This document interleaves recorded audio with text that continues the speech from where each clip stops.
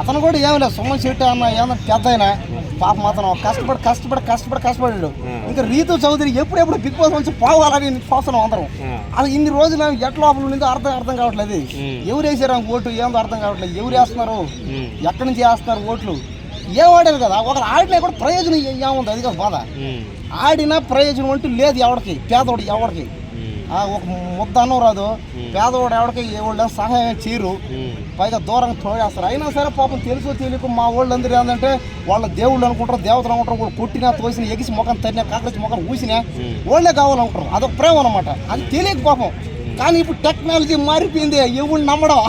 Cinema యాక్టర్లు కానీ ఇంకెవడు నువ్వు వచ్చి ఉన్నది లేనట్టు చెప్పేసినా, లేదు ఉన్నట్టు చెప్పినా నమ్మడు ఇవిడు. కాబట్టి వీడియోలో చూసేసి బయట ఫేకులు చూసి ఓటు ఏడు అవ్వడం. హాట్ స్టార్లో కానీ మా టీవీలో కానీ బిగ్ బాస్ కనపడుతుంది క్లారిటీగా.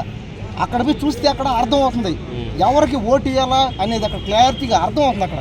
అంతేగాని వాళ్ళు ఎవరు దుష్ప్రచారం చేసి ఏ టెక్నాలజీ వాడేసి ఇంకో రకంగా చెప్పేస్తే నమ్మరు ఎవరు.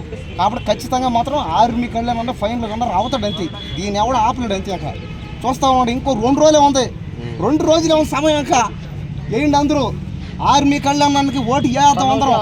ఒకవేళ ఆ కప్పుగా మిస్ అయిపోయిందంటే ప్రయోజనం లే.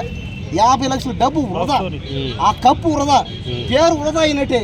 ఎవరు దక్కినా కూడా ఇంకా